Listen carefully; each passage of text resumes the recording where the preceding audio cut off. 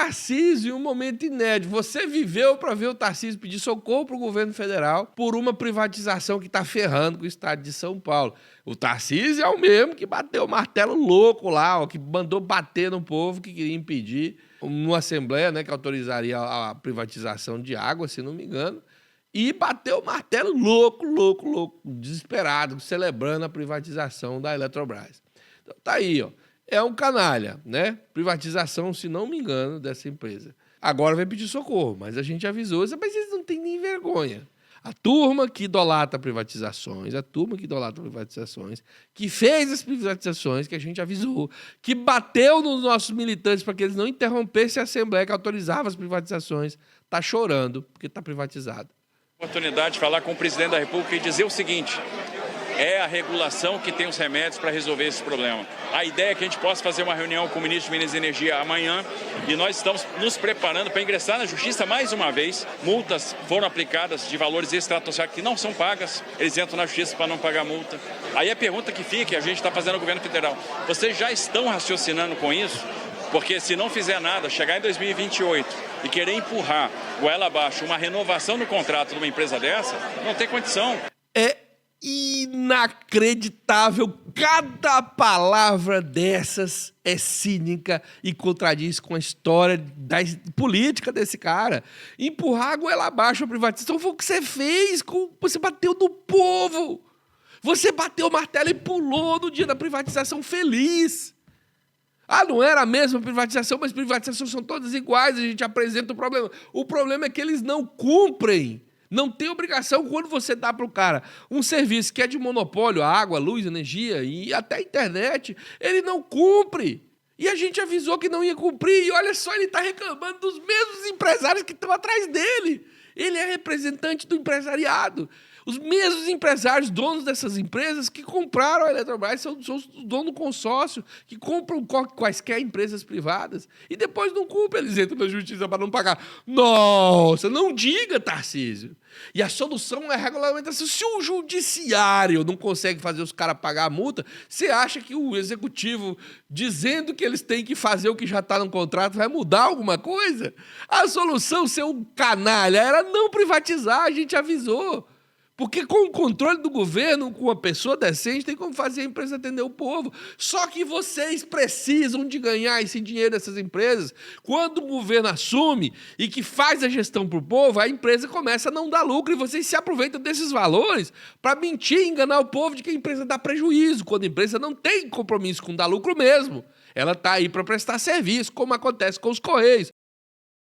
Pegando o chambari ali, o osso, o mocotó do negócio, em vez de filé, tentando levar em correspondência lá em Arroio dos Ratos, tomando prejuízo, mas prestando serviço para o povo. E essa despesa é óbvio que ela vai vir para o governo pagar, mas a empresa está operante e funcionando. E atendendo ao que o povo... Mas vocês, quando entram, vocês falam, como podemos ganhar esse dinheirinho aqui? Aí os caras, os comerciantes, os empresários, investidores que te elegem, que pagam a sua campanha, pressionam você para conseguir. Agora você entrou, dá essa empresa para nós. Aí vocês vão lá, privatizam e eles compram. Eles compram, não cumprem. Vocês vêm chorar para a esquerda. Bando de safado, canalha. E você que acredita nessa narrativa, espero que acorde. Daqui uma semana... a gente vai estar falando em privatização de novo em algum lugar e você vai estar aí dizendo que esquerdista é barulhento porque tenta impedir a privatização.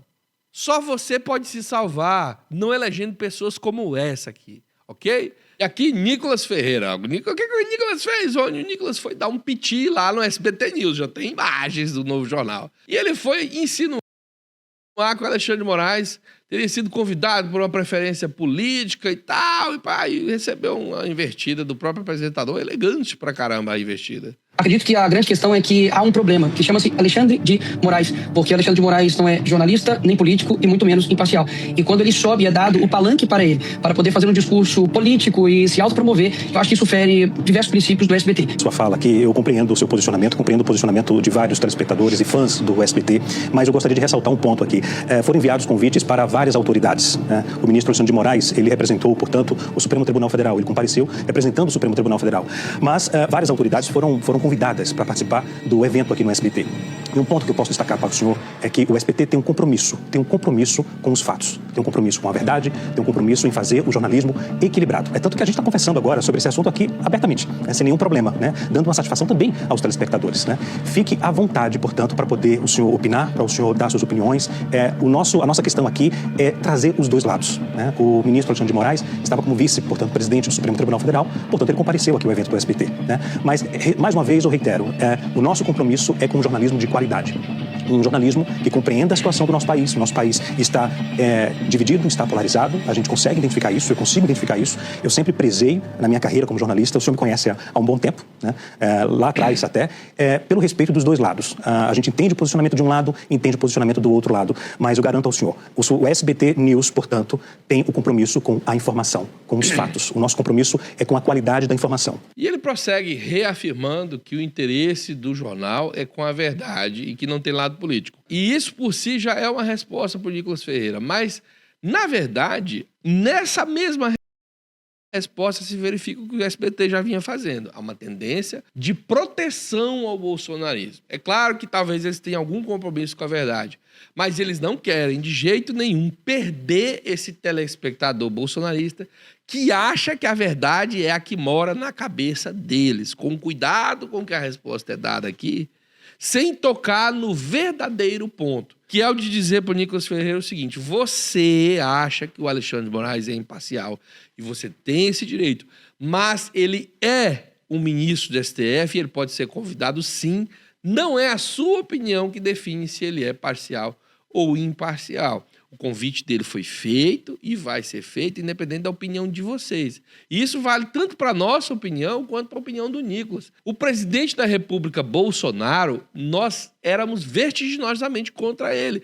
Mas enquanto presidente eleito, para cerimônias que envolvessem a necessidade ou o interesse do convite do presidente, a nossa opinião sobre ele ser um bom presidente ou um ruim presidente não deve interferir no convite que é feito ao do presidente. Então o Xandão foi convidado porque é ministro do STF, vice-presidente do STF nesse momento, porque o presidente não foi, ele foi e poderia ter ido o presidente e o vice sem problema nenhum. Assim como foi o presidente Lula e foi o presidente Alckmin sem problema nenhum. E outra coisa, essa militância do Nicolas contra o STF também deveria ter sido apontada. Olha, vocês têm um problema com o STF, mas isso é problema de vocês.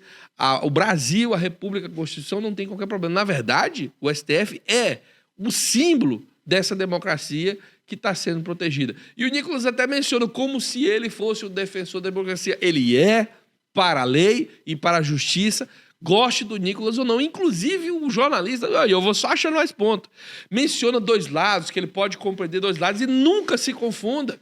Novamente, confusão de propósito para proteger o bolsonarismo. Há dois lados na política. Há um lado petista, há um lado bolsonarista, mas no STF, na lei, na Constituição, há dois lados que não são esses. Há a verdade, a justiça e há o crime e a mentira.